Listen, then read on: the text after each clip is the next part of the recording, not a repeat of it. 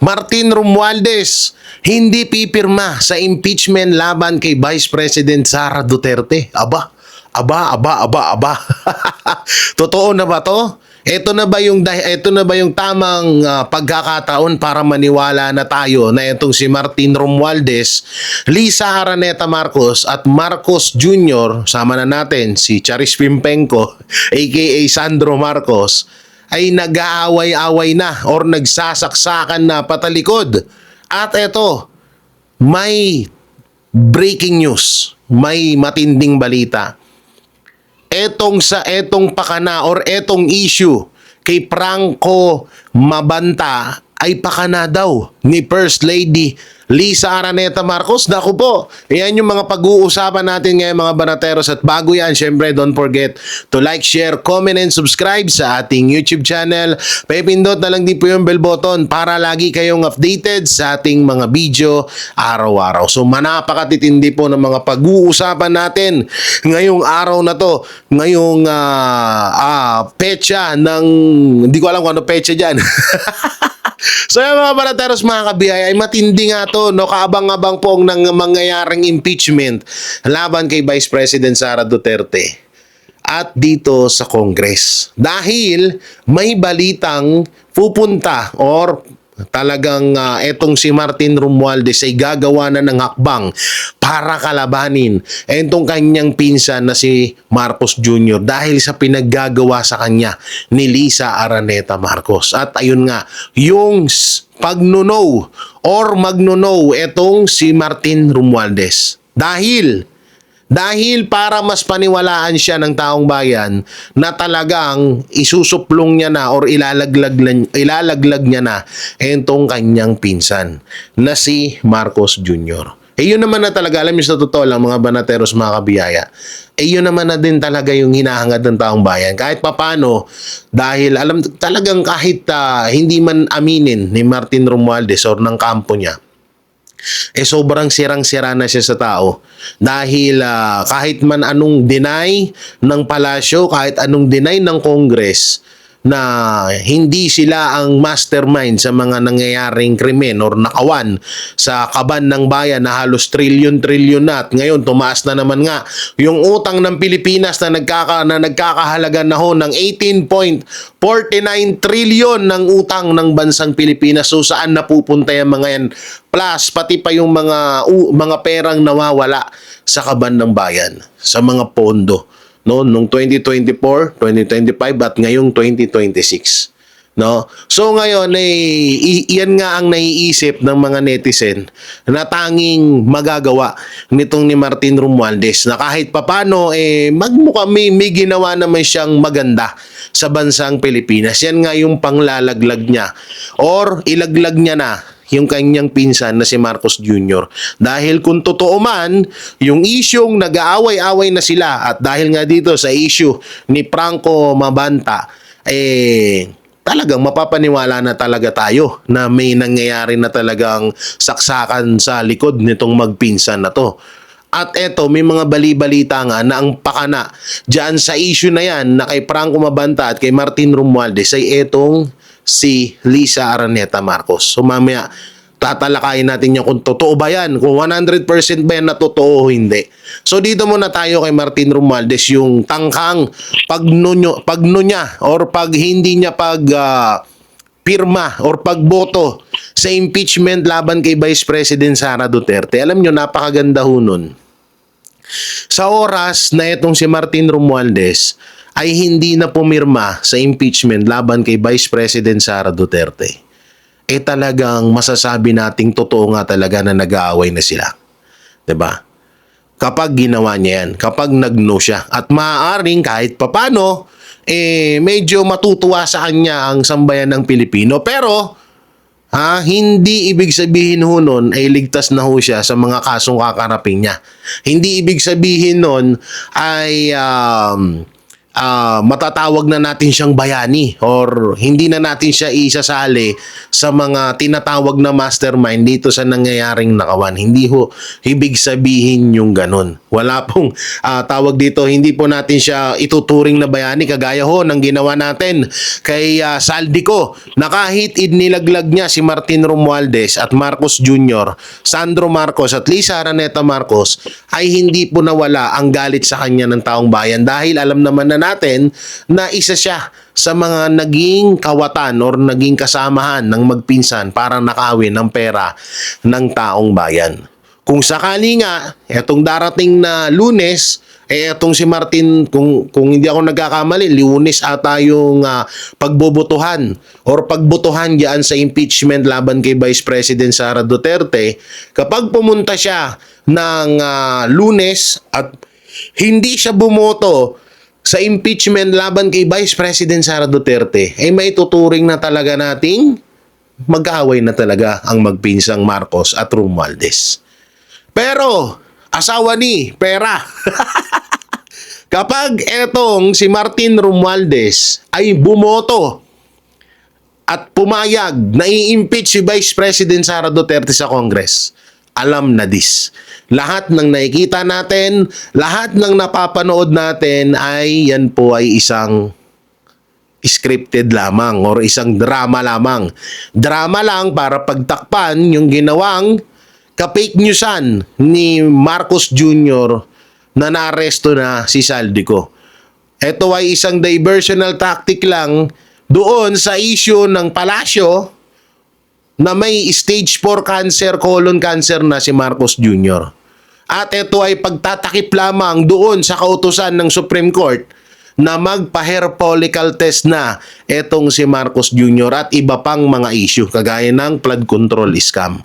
So pwedeng mangyari yon na yung etong nangyayari ngayon ay isang palabas lang kasi marami hong nagtataka lalong-lalo na ho dito sa NBI dahil di umano etong NBI ay kinukontrol ni First Lady Lisa Araneta Marcos. Di umano, hindi ho tayo sure dyan Yan po ay naririnig ho natin ng mga sabi-sabi, mga opinion, mga tanong ng mga netizens sa iba't ibang social media comment section na makikita nyo doon na etong NBI hindi kaya kinokontrol to ni Lisa.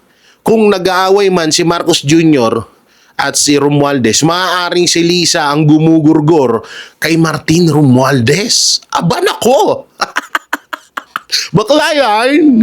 At kung matatandaan po natin mga banateros, mga kabiyaya, na itong si Martin Romualdez ay nagbigay babala na kapag siya ay lumubog ay may isasama daw siya. Hindi ko alam, hindi ko tugma kung yun ang tugmang sinabi ni Martin Romualdez, pero ang para sa akin ay may sinabi siyang pagbabanta. So sino yung pinagbabantaan niya? Para sa akin, walang iba kundi ang administrasyong Marcos at yung mga kasamahan niya sa pagnanakaw sa kaban ng bayan. Ngayon, etong nakikita ko dito mapatungkol sa issue ni Franco Mabanta at Martin Romualdez. Kasi baka iniisip natin na bakit kaya etong NBI kung ito ay kontrolado ni Lisa, bakit kaya parang pinagmumukhang mabango si Martin Romualdez na tinatakot siya mapatungkol dito sa video na to? Hindi kaya totoo talaga na may video si Martin Romualdez na about sa mali-malitang pera?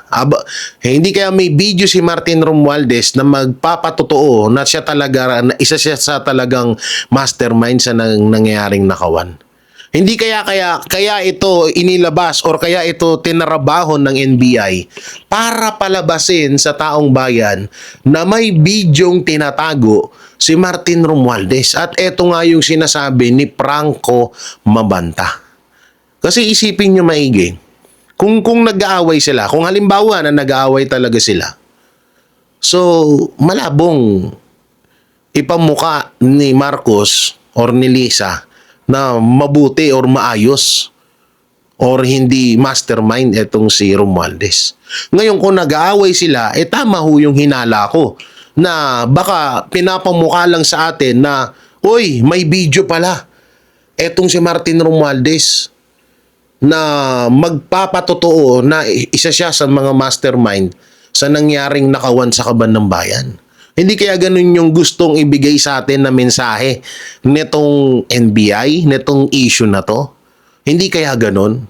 Kasi nga, kagaya ng sinabi ko sa inyo, may bali-balita na itong si First Lady Lisa Araneta Marcos ay siya ang kumukontrol dito sa NBI. Malay natin kung totoo ba yun o hindi. So tayo ay nagtatanong lamang or nag-aanalisa or humuhula lang tayo, no? Kasi isipin nyo, napakalabo rin talaga eh. Unang-una, freeze ang account ni Romualdez. Pangalawa, walang maipakita ang NBI na talagang nangingilkil itong si Franco Mabanta kay Martin Romualdez. At ang pinakamalupit pa dito, ang lalim nitong kaso na to. Pero alam naman din natin na nasa batas na ito ay bailable. So kung pagbabasihan nyo doon sa kaso ni Sir Jay Sonsa, bakit yung kay Sir Jay Sonsa ay isa lamang sinasabi nilang nag-post lamang ng maling medical bulletin ni Marcos Jr. sa kanyang karamdaman. Pero ang nakalagay doon is non-bail. No? So doon isa ako nagtataka. Bakit etong kaso kay Franco ay may bail? Di hamak na mas malakas mas malalim tong kaso na to kaysa doon kay Sir Jason sa. At ang malupit pa dito, bakit gagawin to ng administrasyong Marcos kay Romualdez kung talagang nag-aaway sila? Tsaka isipin nyo frozen yung account. Hindi, siguro naman naisip naman na nila yun na hindi natin pwedeng sabihin na naglabas ng 75 million si Romualdez kasi binalita na natin na frozen yung account niya. 'Di ba? So, doon tayo nagtataka. So, talagang may posibilidad na ito ay isang setup lamang para pagmukain sa taong bayan na itong si Martin Romualdez ay nakunan ng video or may video si Martin Romualdez na magpapatotoo na isa siya sa mga mastermind dito sa flood control scam at sa mga nangyayaring nakawan sa pera ng taong bayan. Aba kung totoo man yan, inuunti-unti ka na, Martin Romualdez. Kung ako sa'yo, yung bali-balitang ikaw ay magnono or ikaw ay hindi papabor sa impeachment, hindi boboto sa impeachment kay Vice President Sara Duterte. At kung ikaw ay magsasalita na, aba, talagang maganda yan. Magandang hakbang yan para sa'yo. Yung galit ng taong bayan sa'yo, siguro sa 100%, siguro magiging 98% na yan. Ang baba naman nun, Jay. Sobra namang baba nung pagbaba ng hate kay Martin Romualdez ng mga Pilipino. Ganun talaga Diba? Wala tayong magagawa. Ginawa nila yan. Sobrang una-una. Bakit napakababa ng pagpapatawad ng mga Pilipino kay Martin Romualdez ay una-una sa baha. Diba? Ilang daan or ilang kababayan natin nang namatay dahil sa baha. Ilang mga kababayan natin yung nawalan ng bahay dahil sa baha. Dahil sa baha nawala yung hanap buhay nila, bahay nila, mahal nila sa buhay, yung kanilang pangkabuhayan naubos, nawala. 'Di ba? So ang tindi ng galit ng taong bayan kung bakit kung sakali man na etong si Martin Romualdez ay ilaglag niya na talaga etong pamilyang Marcos, etong first family. Kapag nilaglag niya na to, hindi talaga mawawala agad yung galit kay Martin Romualdez. Talagang mababawasan lang pero kakonti lang. Kagaya ng sinabi ko sa inyo na nasa 2% lang siguro ang mababawas sa galit ng taong bayan kay Martin Romualdez kapag ginawa niya na ilaglag niya na itong kanyang pinsan. At kung sinabi ko sa inyo, paulit-ulit natin sinasabi kung totoo man na nag-aaway sila, talagang panahon na to para kumilos na rin si Martin Romualdez na para sabihin niya na ang katotohanan. 'Di ba? Sabihin niya na kasama ko si Marcos Jr., Lisa, Sandro at si Saldico sa ginawa naming krimen sa Pilipinas kasama ng ibang mga congressman. Pero kapag biglang nagsalita itong si Martin Romualdez at mapunta kay Senator Chis Escudero sa mga Duterte na naman itong issue na to, ay putang ina, wala to guys. Wala to. Isang ano na naman to, isang panibagong drama series na naman to ng nakawan session ng pamilyang Marcos, ng magpinsang Romualdez at Bongbong Marcos. Kaya hindi tayo maniniwala doon. Kasi bigla baka nga, kaya nga lagi namin sinasabi at lagi ko rin sinasabi na baka ito ay palabas lang. Baka kung nga rin nag-aaway-away lang sila, kunwari lang para ilabas sa taong bayan na patas si Marcos Jr. Diba? Kasi alam naman na nila, hindi naman siguro tanga yung mga yan. Naramdam naman na nila na galit sa kanila ang taong bayan. Siguro naman, naiisip na nila na tangina, hindi na tayo parang gusto na tayo. Hindi parang, talagang gusto na tayong isukan ng taong bayan dito sa ano na to, dito sa lugar natin. Biruin mo, presidente ako, first lady ako, person. Anak ako ng presidente pero hate ako ng taong bayan. Dahil yan sa ginagawang katarantaduhan ng tatay ko, magulang ko, at ng tito ko. So, di ba na, sobrang nakakahiya yun. Hate ka ng buong kababayan mo. So, pwede nilang kasing gawin na palabas nga lang to at bandang huli, maghahanap na naman sila ng panibagong sisisihin. Eh, walang iba, katulad nga niyang nilalabas ng palasyo. Diba? Biglang idinikit na naman sa mga Duterte itong issue ni Martin Romualdez.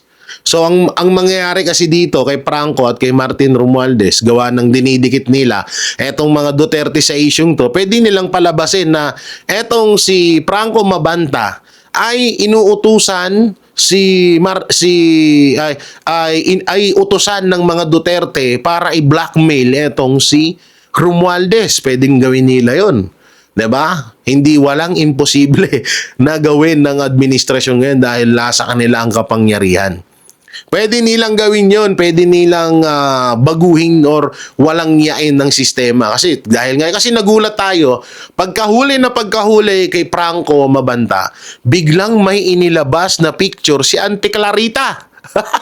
The fake news queen, di ba? Nakita niyo yun, may biglang nilabas. So mapapaisip ka, bakit parang bukod doon sa setup na ginawang pag-aresto kay Franco Mabanta, setup din etong press con na ginawa ng palasyo. Ang malupit pa nga dyan, hindi pa nila ginalang yung nasa background. Kung matatandaan nyo at makikita nyo, yung background ho na nasa likod ni Auntie Claire ay nakalagay po doon yung 18 Summit. Diba? So, hindi nila ginalang yun kung ano-anong ka-fake newsan yung nilabas ni Auntie Claire. Kaso, ang kinaganda rito, bumaliktad. No? Imbis na mapaniwala nila ang taong bayan na etong mga Duterte ay ang kumukontrol kay Franco Mabanta, ay ang nangyari, kabaliktaran. Lumabas ang katotohanan na etong si Franco Mabanta ay garapata din ni Marcos Jr. Puntangin na, bibiruin mo pagbabasihin natin, pagkukumparahin natin, hindi pala pagbabasihan. Kung pagkumparahin natin yung video ni Marcos Jr. at picture ng mga Duterte kay Franco. Kay Franco parang lang parang wala lang, nagkita lang sila sa isang event, picture. Kaso yung kay Lalisa, kay Sandro, kay Bongbong Marcos, may smack pa. May yakap pa. At sa ibang bansa pa minsan nagkikita etong si Franco Mabanta at etong si Sandro Marcos. At eto pa ang pinakamalupit. Pinaghandaan pa ng pamilyang Marcos ng bonggang birthday celebration etong si Franco Mabanta. So doon lalo nagkaroon ng kaisipan etong mga netizen na utangin ninyo, pinagloloko nyo ba kami? Di ba? Pinagloloko nyo ba kami? Palalabasin nyo na tuta ng mga Duterte si Franco Mabanta? Papalabasin nyo na inuutusan ng mga Duterte si Franco Mabanta na i-blackmail si Martin Romualdez? So hindi na kami, kasi alam na namin yung mga diskartihan nyo para sirain yung mga Duterte. Napakababaw ho na hindi mo masasabing isang malaking ebidensya yung pinagsasabi nitong ano na to, nitong ni Auntie Claire. Pakita ka lang ng picture, akala mo maniniwala na kami dun. Eh yung amo mo nga may video, may picture. Ang pinakamalupit pa niyan, ano yan, social media director ba nila yan, kung hindi ako nagkakamali. Hinire yan ni Marcos Jr. Hindi naman yan hinire ni Pangulong Duterte yan si Franco Mabanta. 'Di ba? Kahit naman sino tanungin mo, kahit tanungin mo sila Mocha Uson, sila Banat Bay, sila kahit nga yung mga kahit nga sila Attorney Rowena Guanzon, sila Ma'am Malu Tequila, sila Attorney lahat sila, kahit tanungin mo yung mga kahit hindi DDS, wala silang natatandaan na trabahador ng mga Duterte, yan si Franco Mabanta.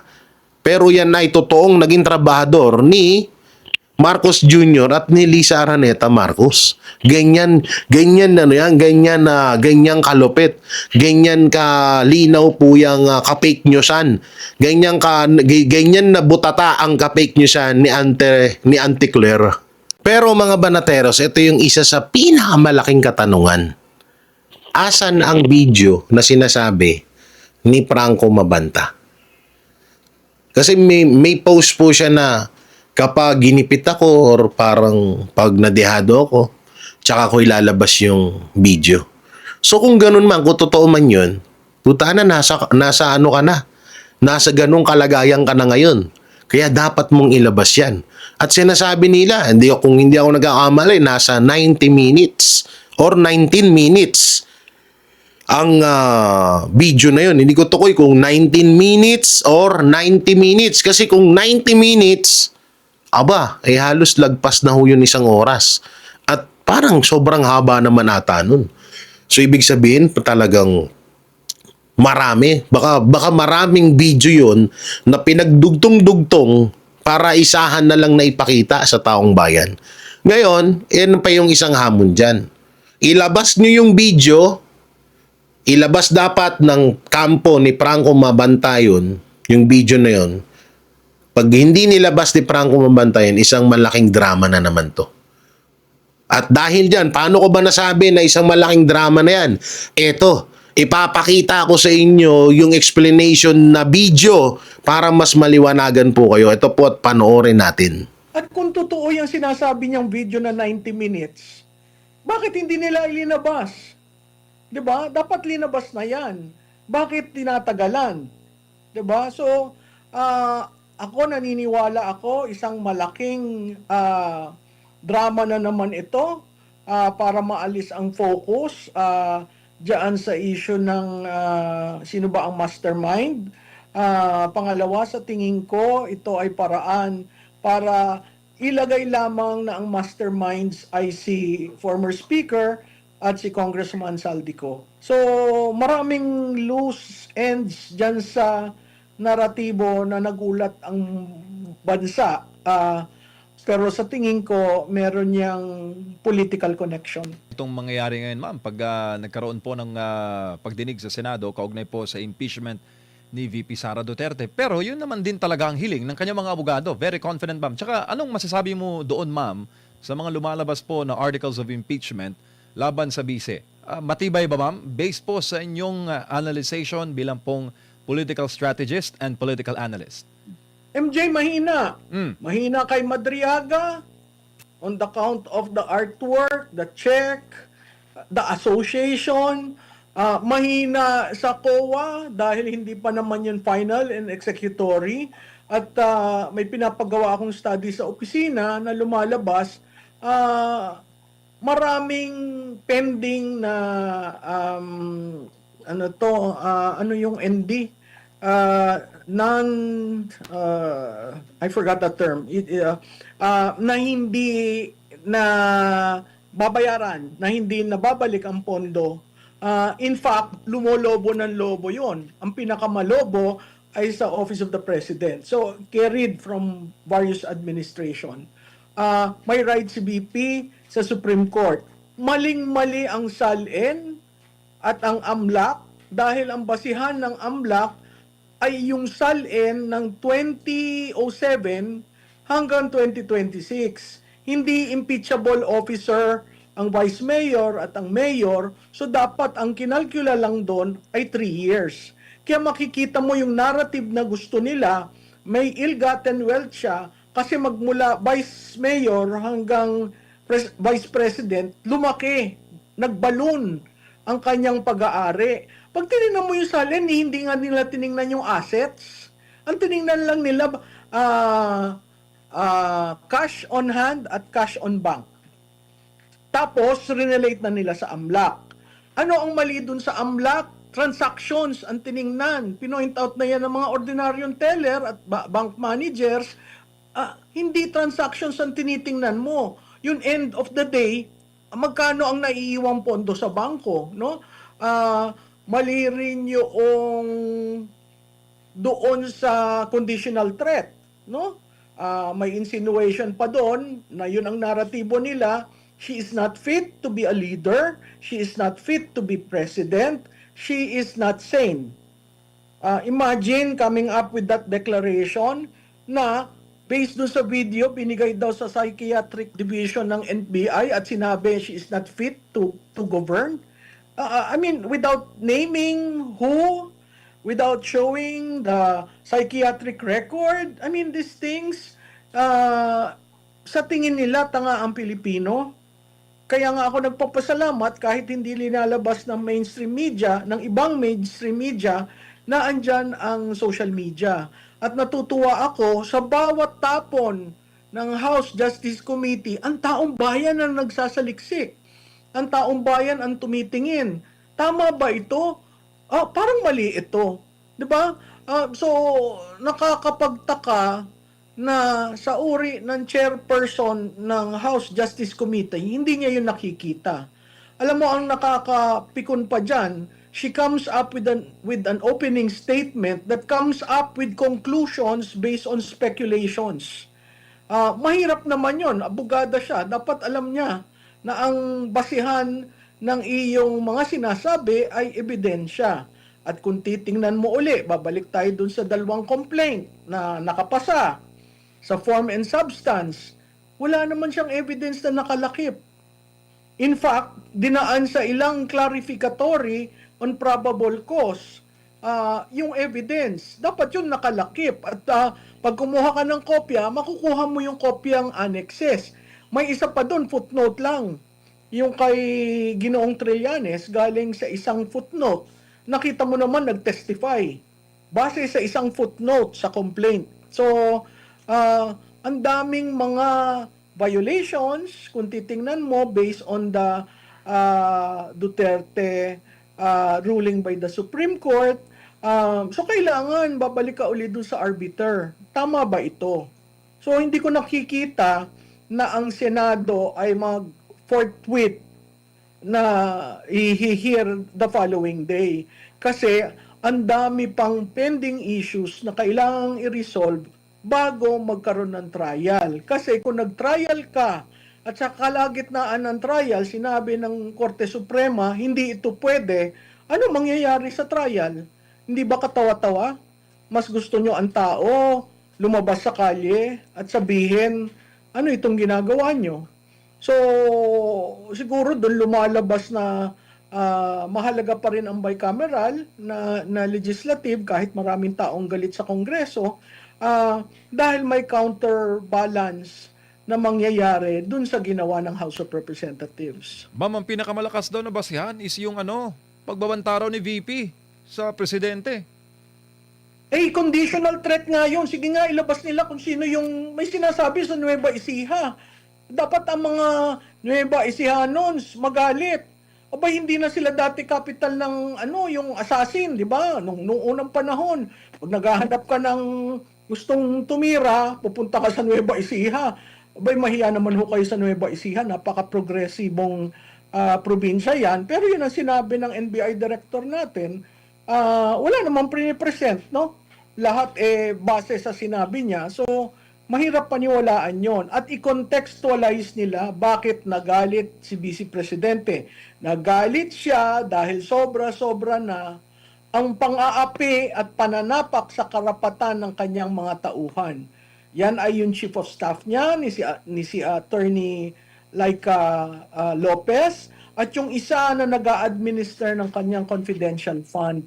Kita naman yan, pakita mo lang yung mga videos niyan. Kasi yung pinakitang videos, yung nagalit siya. Hindi pinakita yung videos na halos hawakan ni Atty. Lopez si Vice President. Hindi pinakita yung video nung tauhan niya na tumaas ang BP, that she had to be rushed to the hospital. Walang konteksto ang pagsasalita ng NBI Director. Nagulat nga ako na ang NBI Director pwede palang mag-witness sa mga ganyan. Opo, ma'am, speaking of NBI, meron po kasing, alam ko po, nabalitaan po ninyo yung isang sikat na personalidad na nahuli sa entrapment operation. Pero sa Malacanang po, ma'am, BFF daw ni VP at ni PRRD. Ang tingin mo dun, ma'am? Ay maling-mali yung sikon. Yan aking BFF, maling-mali siya. Sayang ang printer na colored. Tingnan mo na lang ang videos ng amo mo. So, hindi yung taong yan ay hindi kasama sa kampo ng Duterte. Ang balita ko, gusto niyang sumali sa kampo ng Duterte. Pero yung nangyari sa kanya, nakakalungkot, pero nandyan na yan. May accusation sa kanya, so dapat harapin niya. At kung totoo yung sinasabi niyang video na 90 minutes, bakit hindi nila ilinabas? 'Di ba? Dapat linabas na yan. Bakit tinatagalan? 'Di ba? So, ako naniniwala ako, isang malaking drama na naman ito para maalis ang focus diyan sa issue ng sino ba ang mastermind. Pangalawa, sa tingin ko, ito ay paraan para ilagay lamang na ang masterminds ay si former Speaker at si Congressman Saldico. So, abangan natin kung anong mangyayari dyan dahil malaking pera yon. At iba't ibang version na ang lumalabas. May version na trinetret si Speaker Martin Romualdez. May nagtatanong naman na akala ko ba frozen ang assets ni Speaker? Bakit may pondong ganon? So, maraming loose ends dyan sa naratibo na nagulat ang bansa. Pero sa tingin ko, meron niyang political connection. Ma'am, pag nagpa-picture ba, meaning to say close kayo? Hindi, ang dami kaya nagpapapicture. Ako nga, hindi ko kilala yung mga iba. Nagpapapicture dun sa mga politiko. Yun talaga ang kagawian natin. Ngayong may cellphone, lahat gusto meron souvenir shot, no? Hindi close, mas close yung in-embrace mo. At nag-host ka ng party sa birthday ng taong yon sa bahay mo. Anong ibig sabihin nun? 'Di ba? So, itong si fake news peddler, mahiya naman, tigilan nga yung fake news kasi sila ang may advocacy na walang fake news. Paano susunod ang tao kung sila ang fake news? Opo. Ma'am, bago lang po ulit si Partner Admar, malapit na po ang State of the Nation Address ngayon pong taon. Ano kayang laman ng SONA, ma'am? Nakikita niyo po ba na may mga build-up ng mga lalamanin ng SONA, lalo pat may kaso na ngayon sa Ombudsman, si former Speaker Martin Romualdez? Alam mo, MJ, mahirap ang build-up. Kasi hindi siya pwede magsabi na sana hindi umulan yung panahon na yan, pero mahirap mong i-claim na walang baha, mahirap mong i-claim na nasolba na ang mahiya naman kayo campaign. Hindi pinalabas ang ICI report, 'di ba? Natapos ang ICI, tahimik ang lahat. Ang Blue Ribbon, napaka unparliamentary yung ginawa na naglabas ng committee report na partial, naglabas ng committee report na walang majority members na nakapirma. So, nakakapagtaka yun kasi hindi yun ang nakagawian at tradisyon ng Senado. Usually may majority. At kung walang majority, pipilitin mo makakuha ng number. Bakit minadali is another question. So yan mga banateros, kahit si Ma'am Malu Tikiyay parang duda rin ho dito sa issue ni Franco Mabanta at ni Martin Romualdez. Kaya nga sabi ko nga sa inyo, maniniwala na lang talaga tayo dito sa nangyaring issue na to kung ilalabas nila yung video na sinasabi nilang video ni Martin Romualdez, di ba? So doon dapat ilabas na nila ngayon yan hanggat maaga pa. Baka mamaya, ang masaklap kasi dito, dalawa lang to pwedeng may ginagawa na namang kabulastugan, etong mga kawatan, tapos gumawa sila ng drama na ganito para hindi na naman natin mapansin. Pwedeng ganyan. Kasi kung matatandaan nyo nung nagka-issue si First Lady Lisa Araneta Marcos sa pagkamatay ni Paulo Tantuco, anong ginawa nilang panakip butas nun? 'Di ba yung pagdakip kay Pangulong Duterte? Yung pagkidnap kay Pangulong Duterte, biglang na-wash out ang issue. Biglang nawala ang issue ni Lisa Araneta Marcos at ni Paulo Tantuco. Biglang hindi natin napansin yun. Biglang nawala sa isip natin yun kasi nakapokus tayo sa pagkidnap nila kay Pangulong Duterte. Ganun na ganun. 'Di ba? So ilang ulit, paulit-ulit na hong ginagawa sa atin yan. Kaya medyo ngayon alert na rin tayo na baka itong issue na to kaya lumalabas to ngayon para hindi sila mapansin sa ginagawa nilang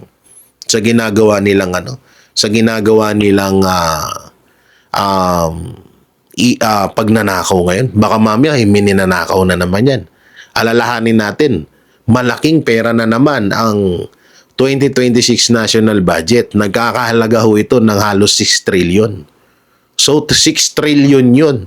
So baka mamaya may ginagawa silang or baka dahil nga doon sa kautusan ng Supreme Court na magpa-hair follicle test na si Marcos, kaya gumawa sila ng drama ngayon para hindi mapansin na naman ng taong bayan yun dahil hinaantay ng taong bayan yung sundin ni Marcos Jr. ang kautusan ng Supreme Court. 'Di ba? Pwede rin na baka totoo nga ang sinasabi ni Senator Amy Marcos na itong si Marcos Jr. ng kanyang kapatid ay labas-masok na naman sa ospital dahil sa sakit na stage 4 colon cancer. Hindi kaya ganon? 'Di ba? So marami tayong pumapasok sa kaisipan natin na na talagang pwedeng ganon ang nangyayari. Na kaya nila ginagawa to dahil may pinagtatakpan sila, 'di ba? So yan ang pinakamalupit diyan. Yan ang matindi diyan, no? Mga banateros, mga kabiyaya. At eto nga, speaking of Franco Mabanta, ngayon may mga post po etong mga baklang vlogger ng mga Pinklawan. Katulad na nila Richard, marami sila maraming mga baklang mga vlogger diyan, mga baklang kanal na amoy burak, amoy kanal. Tawag at utak kanal. Sinasabi nila yung PGMN daw, or kung hindi ako nagkakamali, yung PGMN. Wait titignan natin. Mahirap na, baka tayo ay magkamali.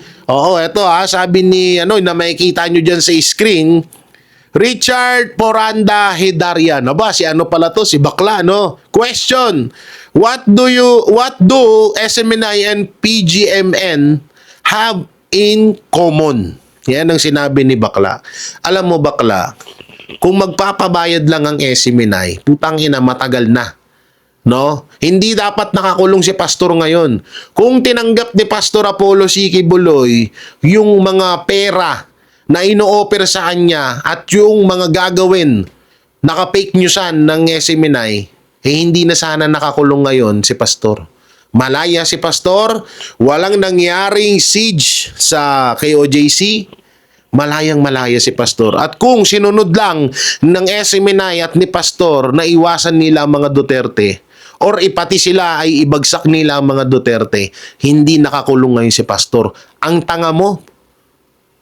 Ayoko magmura pero putang ina ka. Katuringan bakla ka pero tanga ka, bobo ka. 'Di ba? Napakalinaw. Kung ang SMNI at si pastor ay bayaran, no, kagaya ng ibinibintang nyo sa PGMN na pagmamayari or tinatag kasi CEO po diyan si Franco Mabanta. Putang na, ang labo. Dapat noon pa ginawa ng SMNI kung bayaran ng SMNI. Kung bayaran si pastor, dapat noon pa yang ginawa. Wala sanang nasaktan, natirgas, hindi sana nababoy, na walang ya yung loob ng kingdom. Kaya wag kang magaganyan ng issue. At shoutout sa mga attorney ng SMNI, sana sampahan nyo ng kaso yung bakla na yan kasi mamimiyasa yan. Baka matulad kay Trillanes yan na porket hindi siya pinapakialaman, hindi siya iniintindi ng mga Duterte, ay namimiyasa naman. So ayun mga banateros, mga kabiyaya, ano pong may opinion nyo po dito sa mga napag-usapan natin? Si Martin Romualdez ba ay hindi pipirma o hindi boboto sa impeachment ni Vice President Sara Duterte? Si Martin Romualdez ba ay kaaway na ni Marcos Jr. at Lisa Araneta Marcos? Nag-aaway na ba si Marcos Jr. at si Romualdez? At etong nangyaring issue kay Franco Mabanta at kay Romualdez ay scripted ba o totoo na talaga? So kayo po, ano pong may kukomento nyo? I-comment nyo lang po dyan sa baba. At syempre, don't forget to like, share, comment, and subscribe sa ating YouTube channel. Paipindot na lang ni po yung bell button para lagi kayong updated sa ating mga video araw-araw. So maraming salamat. Ingat po kayo palagi. God bless and peace. And bye-bye. Yan ang Banateros, walang inuurungan. Pag tama palakpakan, pag mali ay babanatan. Yan ang Banateros, boses ng ordinaryong Pilipino. Banateros ay walang makakaawan, walang inuurungan. Banateros